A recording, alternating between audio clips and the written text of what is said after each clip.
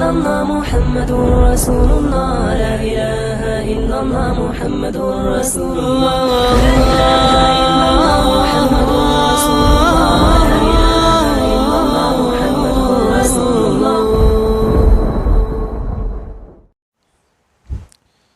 بسم الله الرحمن الرحيم. الحمد لله رب العالمين والصلاة والسلام على رسوله الكريم أما بعد فأعوذ بالله من الشيطان الرجيم. بسم الله الرحمن الرحيم. وقرن في بيوتكن ولا تبرجن تبرج الجاهلية. وقال تعالى في موطن آخر من عمل صالحا من ذكر أو أنثى وهو مؤمن فَلَنُحْيِيَنَّهُ حَيَاةً طَيِّبًا. صدق اللہ العظیم. بزرگان محترم اور میرے عزیز ساتھیو، دعا فرمائے اولاً اللہ رب العزت مجھے صحیح کہنے کی توفیق عطا فرمائے. جو کچھ بھی کہا جائے سنا جائے ہم سب کو اس پر عامل بنا دے. آج کی مجلس میں جس بات کی طرف مجھے توجہ دلانی ہے وہ یہ ہے کہ پردے کی اہمیت. بے پردگی کا جو سیلاب ہمارے معاشرے میں نظر آ رہا ہے، تو بے پردگی کی خرابیاں کیا ہے، اسلام اور پردہ ان کا آپس میں تعلق کیسا ہے.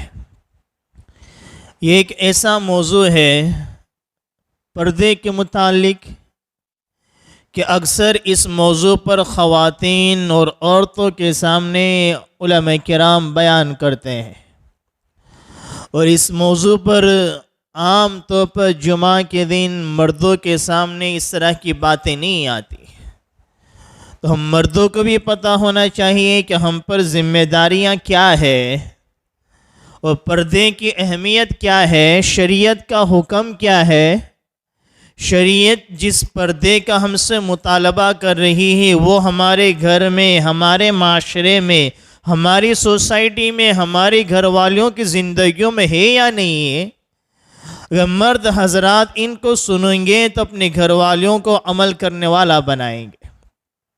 یہ موضوع علماء کرام کے مشورے سے طے کیا گیا کہ اس موضوع پر توجہ دلائی جائے، کیونکہ بے پردگی ہم جس دور میں زندگی گزار رہے ہیں، چاروں طرف کفر کا ماحول ہے، شرک کا ماحول ہے.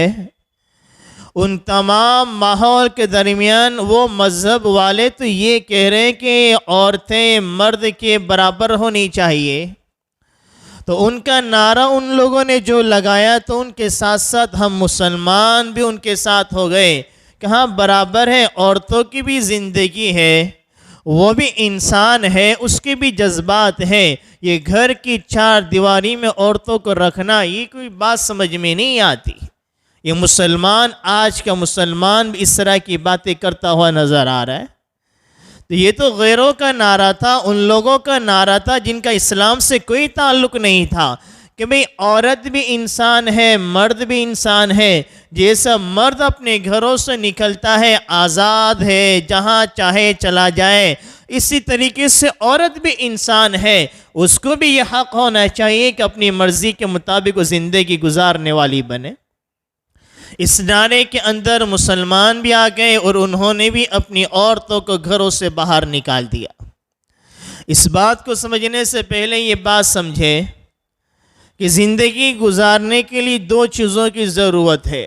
زندگی گزارنے کے لیے ایک تو انسان تو گھر کے باہر کی ضروریات ہے کہ باہر جائے، انسان کمائے، محنت کرے، بزنس کرے، تجارت کرے اور مال کو لے کر، کھانے پینے کی اشیاء کو لے کر گھر میں لے کر آئے.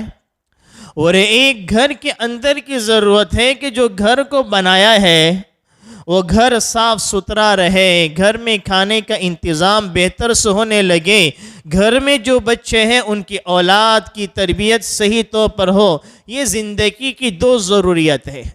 ایک کا تعلق گھر سے باہر کا ہے، ایک کا تعلق گھر کے اندر ہے۔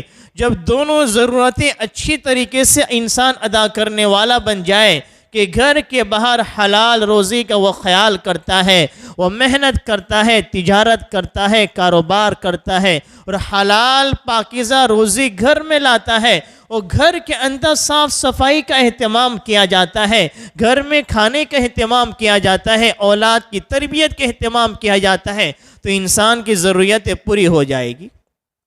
تو انسان کی زندگی گزارنے کی دو ضرورت ہوئی، ایک گھر کے باہر کی، ایک گھر کے اندر۔ شریعت نے، اسلام نے، اللہ تعالیٰ نے ان کاموں کو انسانوں کے درمیان تقسیم کر دیا کہ گھر کے باہر کی جو ضروریات ہے کہ مال کمانا ہے، تجارت کرنا ہے، سودا لانا ہے، گھر کے کھانے پینے کی چیزوں کو لانا ہے، یہ ذمہ داری مرد کو دے دی، اور گھر کے اندر کی ذمہ داری عورتوں کو دے دی کہ وہ گھر کی حفاظت کرے، شوہر کی عزت کی حفاظت کرے، شوہر کی چیزوں کی حفاظت کرے، اولاد کی تربیت کرے، گھر میں کھانا پکائے، گھر کو صاف ستھرا رکھے۔ یہ عورت کی ذمہ داری یہ شریعت نے تقسیم کر دیا، کام کو تقسیم کر دیا، اور یہ تقسیم بہت انصاف والی تقسیم ہے، اور اس تقسیم میں عورت کی طرفداری کی گئی ہے شریعت نے، کیونکہ گھر کے باہر نکل کر کمانا مشکل ہے، گھر میں رہ کر زندگی گزارنا یہ آسان ہے۔ لیکن دنیا والوں نے کنارہ لگایا، کہتے ہیں کہ بھئی کسی بات کو یقین دلانا ہو تو کسی جھوٹ بات کو، غلط بات کو بھی اتنا بولو کہ وہ سچ ثابت ہونے لگ جائے۔ دنیا والوں نے اس عورت کے مسئلے کو اتنا اچھالا، اتنی آواز نکالی کہ آج مسلمان بھی یہ کہنے پر یا اپنے دل و دماغ میں سمجھ لیا کہ نہیں، عورت کو بھی گھر سے باہر نکلنا چاہیے، وہ گھر کی چار دیواری میں بند نہیں رہنا چاہیے۔ شریعت کا کیا نظام کہ گھر میں رہ کر اس کو کھلایا جا رہا ہے، اگر وہ بیٹی ہے تو اس سے کہا جا رہا ہے تو ماں باپ کی خدمت کر، اگر وہ کسی کی بیوی بنتی ہے تو کہا جاتا ہے تو شوہر کی خدمت کر، اگر وہ اولاد کی ماں بنتی ہے تو اس سے کہا جاتا ہے کہ اپنی اولاد کی خدمت کر، اپنی اولاد کی تربیت کر۔ لیکن وہی عورت اپنے باپ کی خدمت کرنے کو عار اور شرم محسوس کرتی ہے، جب وہی بیوی اپنے شوہر کی خدمت کرنے کو اپنی شان کے خلاف سمجھتی ہے، جب وہی ماں اپنی اولاد کی خدمت کرنے کو اپنی شان کے خلاف سمجھتی ہے، لیکن وہی عورت جب باہر نکلتی ہے، دنیا والوں نے اس عورت کو گھر سے باہر نکال دیا، اس کو ہوٹل پر بٹھا دیا، وہ دوسرے غیر مردوں کے سامنے کھانے کو لے کر آ رہی ہے، اس کو فلائٹوں میں بٹھا دیا، وہ اجنبی مردوں کے سامنے کھانے کو پیش کر رہی ہے، اس کو ایئرپورٹ پہ بٹھا دیا، وہ لوگوں کے آنے کے پاسپورٹ کو، ٹکٹوں کو چیک کر رہی ہے، دنیا والوں نے اس کو باہر نکال دیا۔ شریعت تو کہتی تھی تو گھر میں رہ کر باپ کی خدمت کرے گی، ثواب کا ذریعہ ملے گا، بیوی ہے شوہر کی خدمت کرے گی تجھے ثواب دیا جائے گا، ماں ہے اولاد کی خدمت کری تیرے نام اعمال میں نیکیاں لکھی جائے گی۔ لیکن وہی عورت باہر نکل گئی، آزاد کہاں ہوئی، وہ تو اجنبی مردوں کی خدمتیں کر رہی ہے، وہ غیروں کے سامنے ایک خادم نوکر بن کے اپنے آپ کو پیش کر رہی ہے۔ وہ عورت جو گھر میں باپ کو ایک چائے کا پیالہ پیش کرنے کو اپنی شان کے خلاف سمجھتی تھی، وہی عورت آج دنیا میں اجنبیوں کے سامنے کھانے کو پیش کر رہی۔ یہ انسانیت کہاں ہے، انصاف کہاں ہے؟ یہ تو نا انصافی کی بات ہے۔ شریعت نے عورت کو عزت دی، گھر میں رکھا، پردے کا اہتمام کیا، تو آج مسلمان بھی اس کو اپنے ذہن سے نکال دیا، وہ بھی یہ سمجھتا ہے کہ تھوڑا فری ہونا چاہیے، تھوڑا زندگی سے باہر نکلنا چاہیے۔ مسلمانوں نے بھی اپنے گھر کی عورتوں کو گھروں سے باہر نکال دیا۔ ایک اور آواز لگائی جاتی ہے کہ شریعت نے، اسلام نے عورت کو مرد کے برابر نہیں رکھا بلکہ اس کے درجے کو گرا دیا۔ کس اعتبار سے گرا دیا؟ کہ عورت کی دیت یہ نصف ہے، آدھی دیت ہے، عورت کی گواہی یہ بھی آدھی گواہی ہے، تو مرد کے مقابل کہاں ہوا؟ نہ اس کا اونچا درجہ ہوا، اس کا لیول تو مرد سے گر گیا۔ اس کا جواب یہ ہے کہ عورت کی دیت کہتے ہیں کہ شریعت کا یہ مسئلہ ہے، جہاں اسلامی حکومت ہو وہاں کا یہ مسئلہ ہے کہ اگر کوئی انسان کسی انسان کو جان بوجھ کر قتل کر دے، بغیر قصور کے جان بوجھ کے قتل کر دیا، تو قاضی شریعت حکم دے گا دیت کا کہ اس کے گھر وہ شوہر کو قتل کیا گیا تو بیوی کو دیت دی جائے گی کہ بھئی 100 اونٹ یا جتنی بھی رقم ہے، ایک رقم طے کی جائے گی اور اتنی رقم بیوی کو دی جائے گی، اس کے گھر والوں کو دی جائے گی۔ لیکن اگر عورت کو قتل کیا گیا تو مرد کی جو دیت ہے، مثال کے طور پر شوہر کے قتل پر 100 اونٹ دیے جائیں گے بیوی کو۔ لیکن اگر کسی نے بغیر عذر کے کسی عورت کو قتل کر دیا تو شریعت حکم دیتی ہے عورت کو قتل کیا تو مرد کو آدھی دیت دی جائے گی، شوہر کو 50 دیت دی جائے گی۔ اس پر بھی دنیا والوں نے اعتراض کیا کہ دیکھو عورت کی دیت آدھی ہے، تو اس میں فائدہ تو عورت کا ہے، شوہر کی دیت مکمل ہے تو اس کو قبر میں تھوڑی پیسے پہنچائیں گے، اس کو مکمل پیسے تو بیوی کو مل رہے ہیں۔ اگر عورت کا انتقال ہوا، اگر کسی نے قتل کر دیا تو شوہر کو آدھی دیت دی جا رہی ہے، تو اس میں تو عورت کی فیور ہو رہا ہے، مرد کا فیور کہاں سے ہوا کہ آدھی دیت تو شوہر کو مل رہی ہے، عورت کو پورا کی پوری دیت مل رہی ہے۔ تو یہ ناانصافی یہ بات نہیں، شریعت نے اور عورت کا فیور میں بات کی ہے۔ ایسے ہی لوگ ایک اعتراض کرتے ہیں کہ عورت کی گواہی آدھی، مرد کی گواہی مکمل، تو یہ شریعت نے عورت کے لیول کو گھرایا۔ علماء کرام نے اس کا بھی بڑا اچھا جواب دیا ہے کہ آج ہم دیکھتے ہیں کہ گواہی دینا کتنا مشکل کام بن گیا ہے کہ لوگ اپنے سامنے کسی کو جرم کرتا ہوا دیکھتے ہیں، لیکن کورٹ میں گواہی دینے جانے کو وہ تیار نہیں ہوتے۔ کون جائے گا، کون گواہی دے گا، کون جھمیلے میں پڑے گا؟ اور اگر ہم نے کسی کے خلاف گواہی بھی دے دی تو وہ ہمارا دشمن بن جائے گا، وہ باہر نکل بھی گیا تو وہ ہمیں قتل کر دے گا، تو گواہی انسان جلدی دینے کو تیار نہیں ہوتا ہے۔ شریعت نے عورت کا مسئلہ آیا تو 2 عورت کو کھڑا کر دیا کہ ایک عورت کی گواہی نہیں، 2 عورت کی چلے گی، کیونکہ تو اکیلی نہیں، تیرے ساتھ ایک دوسرے بھی شریک ہو جائے گی۔ کہ اگر وہ کچھ کرے گا تو ایک خاندان کے ساتھ نہیں بلکہ 2 خاندان کے ساتھ لڑائی ہو جائے گی اس کے ساتھ، تو اس کے ساتھ سپورٹ میں دوسری عورت کو بھی کھڑا کر دیا کہ اکیلی یہ تکلیف کو برداشت نہیں کرے، اس کے ساتھ سپورٹ میں دوسری عورت کو بھی کھڑا کر دیا۔ تو یہ تو انصاف کی بات ہوئی، نا انصافی کی بات کہاں سے ہوئی؟ یہ وہ لوگ ہیں جو اسلام سے جن کا کوئی تعلق نہیں، وہ اس طرح کے اعتراضات اسلام پر کرتے ہیں، عورتوں پر کرتے ہیں، پردوں پر کرتے ہیں، لیکن ہمارے وہ مسلمان جو نام کے مسلمان ہیں، جن کو اسلام سے کوئی سروکار نہیں، جنہوں نے دنیاوی تعلیم کو اپنا سب کچھ سمجھ رکھا، قرآن کی تعلیم کو معمولی سمجھا، اسلام کے احکامات کو ہلکا سمجھا، وہ لوگ مسلمان بھی ان کی باتوں میں آ کر ان کے ساتھ ہو جا کر اپنی گھر کی عورتوں کو بے پردگی کی راہ پر چلانے والے بن جاتے ہیں۔ شریعت نے اس بات کو گوارا نہیں کیا۔ حدیث قدسی ہے، علامہ ابن قیم جوزی رحمۃ اللہ علیہ نے اس حدیث کو نقل فرمایا۔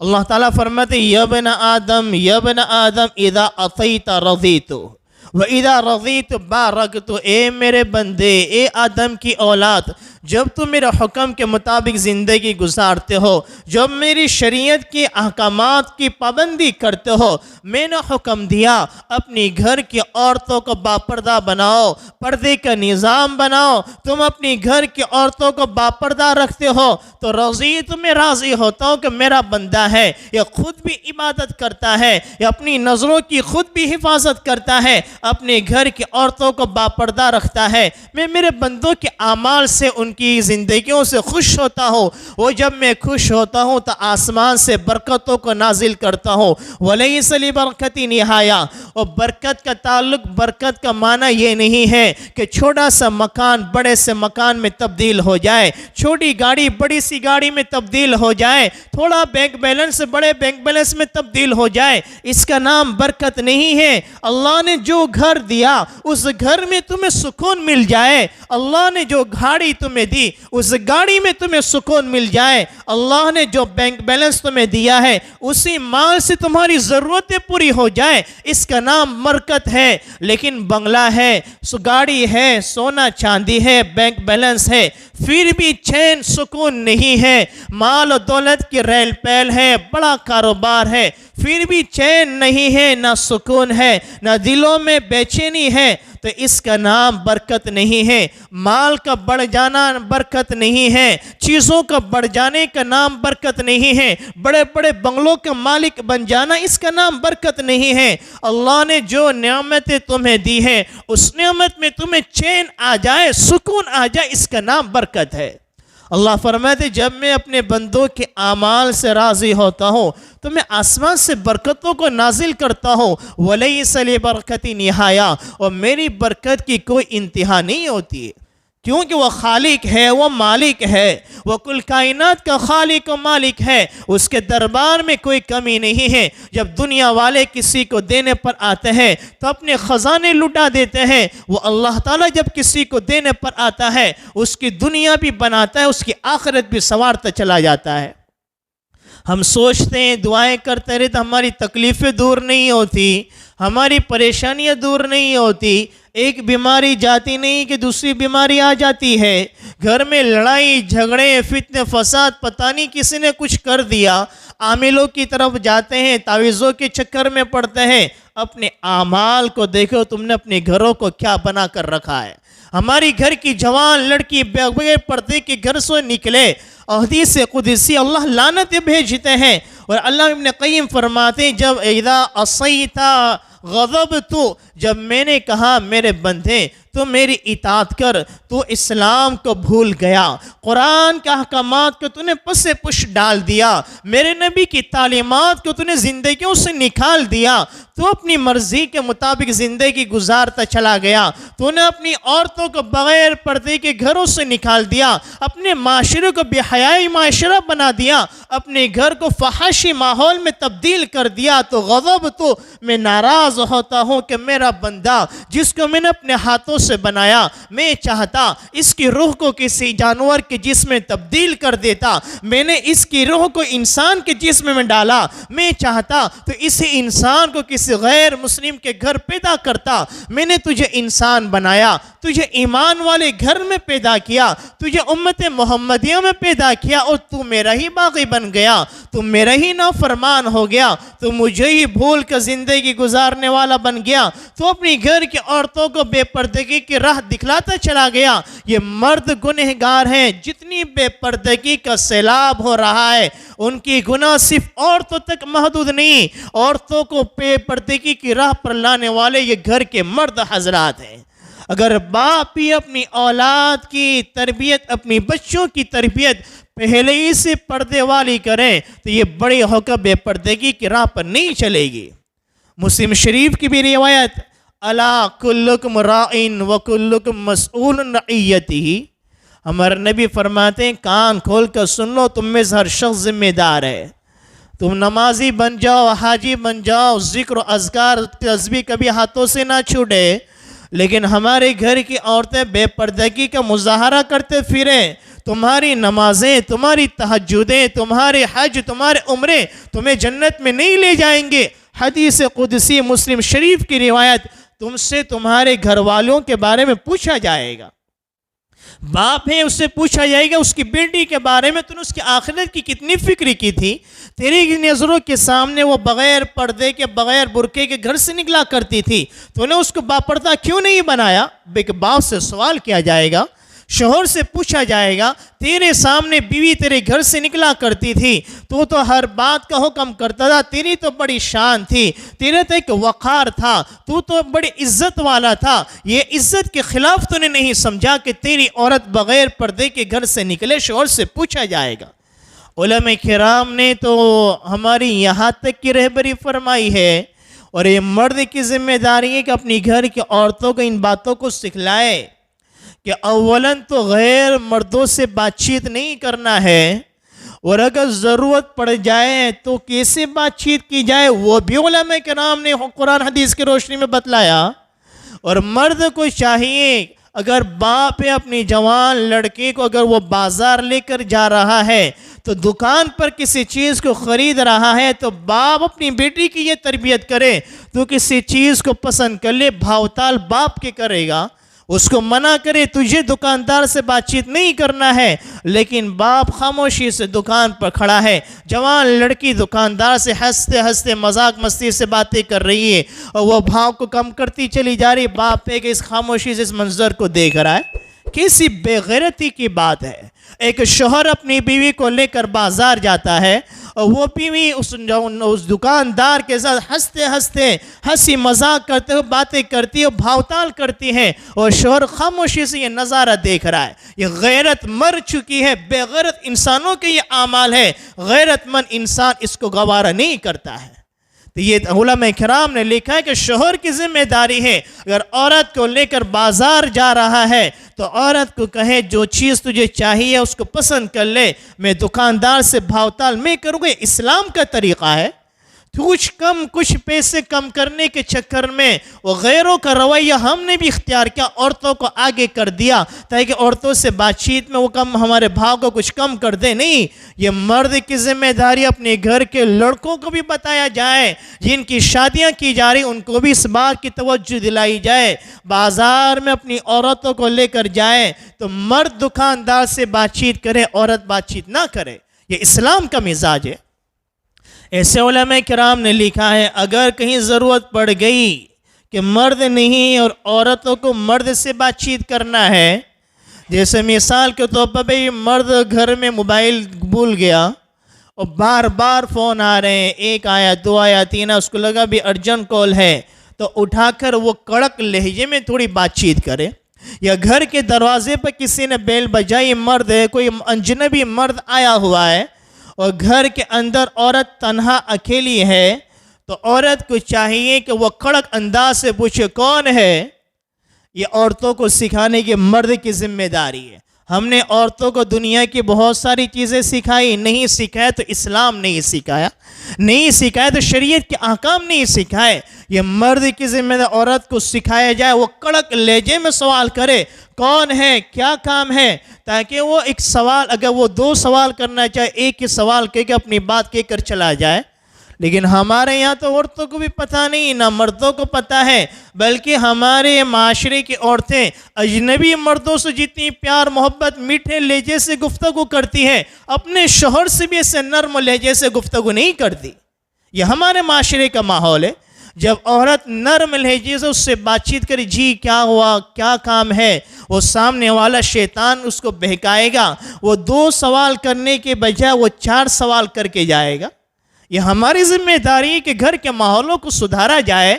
معاشرہ گھروں سے بنتا ہے، معاشرہ سوسائٹی گھروں سے بنتا ہے۔ معاشرے کی اصلاح نہیں ہو سکتی، سوسائٹی کا بگاڑ ختم نہیں ہو سکتا۔ آج ہماری سوسائٹی میں ہمارا ماحول، یہ ہمارے علاقہ جو صورت میں بڑا دیندار علاقہ سمجھا جاتا ہے، بڑے افسوس سے یہ بات کہنی پڑ رہی ہے، مجھے کہنے میں شرم محسوس ہو رہی ہے کہ ہمارا علاقہ نوجوان غیر شادی شدہ بھی، شادی شدہ بھی کثرت سے زنا کی راہ پر چلتے ہوئے نظر آ رہے ہیں۔ بے شمار واقعات ہمارے سامنے، لوگوں کے واقعات ہمارے سامنے، ان کے معاملات ہمارے سامنے ہیں۔ شادی شدہ بھی، غیر شادی شدہ بھی، مرد بھی، عورتیں بھی ہم زنا کی راہ پر چلتے ہوئی نظر آ رہی ہے۔ اس کی وجہ یہ ہے کہ ہم نے بے پردگی اپنی عورتوں کو کر دیا تو وہ زنا کی راہ پر چلتی ہوئی نظر آ رہی ہے۔ شریعت صرف چند اعمال کرنے کا نام نہیں ہے۔ جس معاشرے میں زنا عام ہو جائے، سود عام ہو جائے، اللہ تعالیٰ اس معاشرے میں کبھی چین سکون کی زندگی نہیں عطا فرماتا۔ ہم بڑے مطمئن بیٹھے ہوئے کہ ہمارے گھر کا ایسا ماحول نہیں، گھر کا ایسا ماحول نہیں، تو کس کے گھر کا ماحول ہے؟ یہ واقعات تو ہمارے گھروں میں ہو رہے ہیں۔ اگر ہم نے بے پردگی کا مظاہرہ کرا تو ہمارے گھروں میں ایسے ایسے واقعات ہوں گے کہ ہم سوچ بھی نہیں سکتے۔ کتنے ایسے واقعات سامنے ہمارے شہر کے قریب ایک علاقے کا، ایک گاؤں کا ایک واقعہ ہے کہ ایک مسلمان کی غیر مسلم سے دوستی تھی۔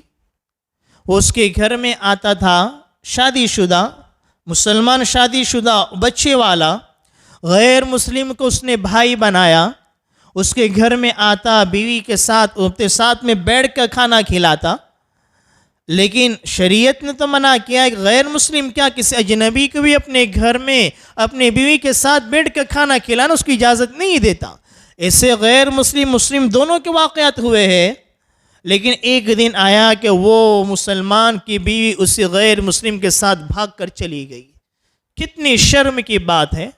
وہ شوہر کو کیسا بھروسہ تھا اپنی بیوی پر کہ میری بیوی مجھے نہیں چھوڑے گی، میری اولادوں کو نہیں چھوڑے گی، وہ چھوڑ کر چلی گئی۔ اس راہ پر چلانے والا گھر کا مرد ہے۔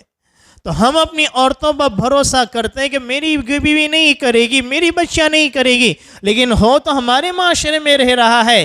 اس لیے شریعت نے پردے کا اہتمام دیا، پردے کا حکم دیا۔ اگر معاشرے کو باپردہ بنایا جائے تو اللہ دنیا آخرت کو کامیاب کر دیتا ہے۔